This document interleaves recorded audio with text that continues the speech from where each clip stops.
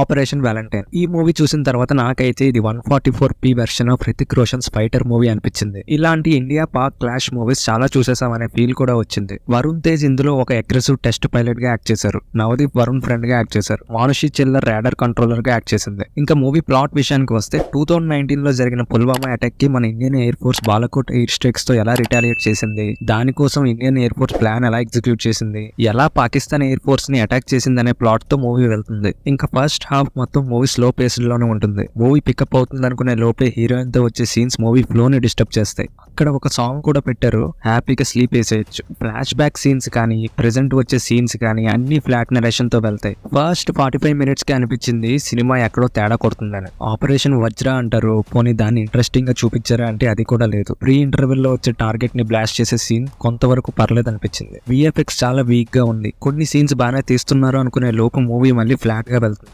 Interval కి main story start అవుతుంది.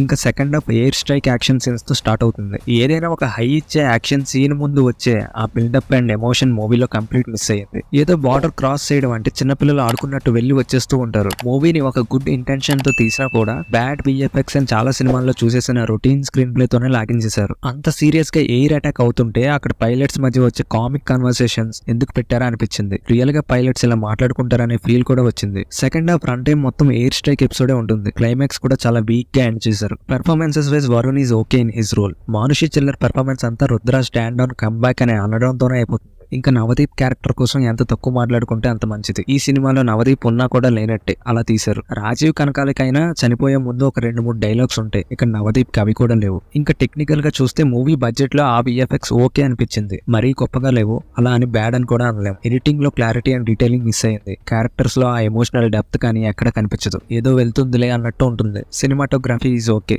Music by Mickey J Meyer is a big let down అనిపించింది నాకైతే. ఫస్ట్ హాఫ్ అయితే complete dead BGM. Second half అక్కడక్కడ లేపిన కూడా అప్పటికే మూవీకి మనం డిస్కనెక్ట్ అయిపోతాం. ఫైనల్ గా నా వరకు అయితే ఫైటర్ మూవీ చూడని వాళ్ళకి ఈ మూవీ కొంతవరకు నచ్చే ఛాన్స్ ఉంది. నాకైతే వన్ టైం వాచబుల్ అనిపించింది. ఇంకా ఈ మూవీపై మీ ఒపీనియన్ ని కమెంట్ బాక్స్ లో కమెంట్ చేయండి. ఈ వీడియో కనుక మీకు నచ్చినట్టయితే please like, share and subscribe. Thank you.